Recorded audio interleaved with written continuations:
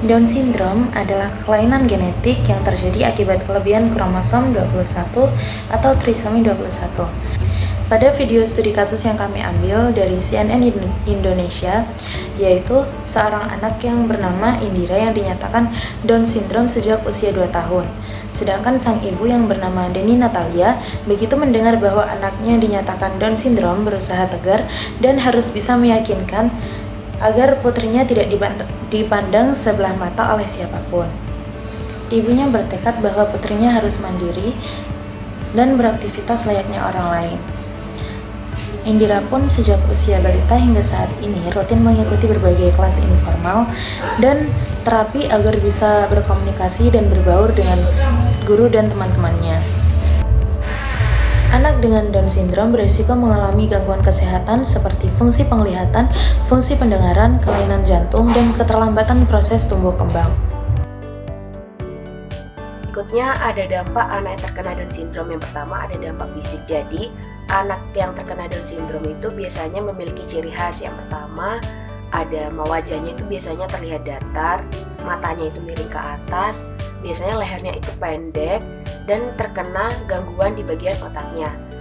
Dan anak yang terkena Down syndrome itu biasanya lebih beresiko terkena penyakit seperti penyakit pada gangguan penglihatan dan pendengaran, pencernaan atau tiroid, dan juga memiliki kelainan jantung bawaan. Yang kedua ada dampak kognitif. Jadi anak yang terkena Down syndrome itu sudah pasti terhambat dalam proses pembelajarannya. Selain itu, daya ingatnya itu juga rendah. Dan anak yang terkena Down syndrome, perkembangan bicara dan bahasanya itu juga terlambat. Yang ketiga ada dampak sosial. Jadi anak yang terkena Down syndrome biasanya mengalami kesulitan dalam memahami norma-norma yang ada di lingkungannya. Selain itu, mereka juga rentan terkena stres karena apa? Karena terhambatnya komunikasi pada masyarakat atau lingkungannya. Nah, selain itu, anak yang terkena Down syndrome juga rentan terkena diskriminasi atau bullying di lingkungan yang tidak mendukungnya. Yang keempat, ada dampak pada keluarga. Nah, di sini maksudnya bukan hanya anak saja yang terkena dampak, melainkan keluarga-keluarga terdekatnya. Secara emosional, orang tua pasti mengalami sedih, cemas, bahkan shock kalau pada saat itu ternyata didiagnosis anaknya terkena Down syndrome. Yang kedua, secara ekonomi. Anak yang terkena Down syndrome otomatis melakukan terapi-terapi rutin dan biayanya itu sudah pasti mahal. Yang ketiga, secara sosial. Jadi orang tua yang memiliki anak Down syndrome merasa terisolasi apabila lingkungannya itu tidak sesuai atau tidak ada yang mendukungnya. Baik, selanjutnya ialah faktor penyebab. Ada beberapa faktor penyebab Down syndrome tersebut. Yang pertama ialah trisomi 21. Trisomi 21 adalah faktor penyebab paling umum dari Down syndrome, menyumbang sekitar 95% kasus. Secara normal, setiap sel manusia memiliki 23 pasang kromosom atau total 46 kromosom. Pada individu dengan trisomi 21, terjadi kondisi di mana ada 3 salinan kromosom 21 di setiap sel tubuhnya, bukan 2 salinan seperti biasa. Kelebihan materi genetik inilah yang mengganggu perkembangan normal tubuh dan otak, menyebabkan karakteristik fisik dan keterlambatan perkembangan yang terkait dengan Down syndrome. Kondisi ini biasanya terjadi karena pembelahan sel yang abnormal selama perkembangan sel sperma atau sel telur. Yang kedua, usia ibu saat hamil. Usia ibu saat hamil merupakan faktor paling risiko yang signifikan. Semakin tua usia ibu saat hamil mengandung, terutama di atas 35 tahun, risiko memiliki anak dengan Down syndrome akan semakin tinggi. Yang ketiga, kekurangan asam folat. Beberapa ahli berpendapat bahwa kekurangan asam folat pada ibu hamil dapat menjadi faktor pemicu Down syndrome. Asam folat berperan penting dalam pembentukan kromosom.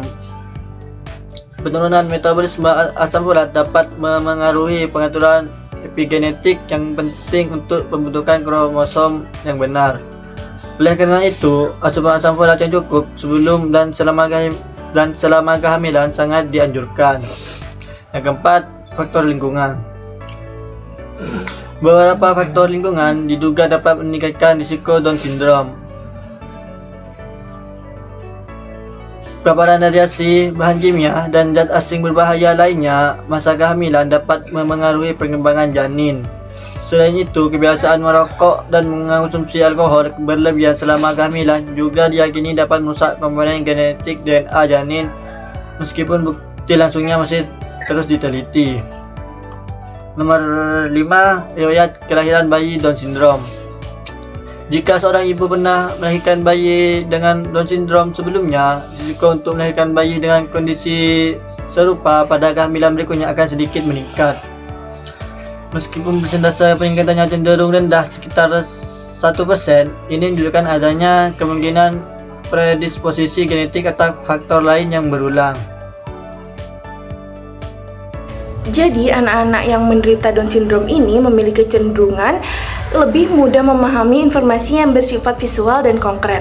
Nah, jadi kita sebagai guru tidak hanya mengandalkan lisan saja, tetapi misalnya nih, kita sedang mengajarkan matematika dasar, maka kita bisa menggunakan alat peraga seperti balok hitung, jumlah kancing, dan juga gambar-gambar buah.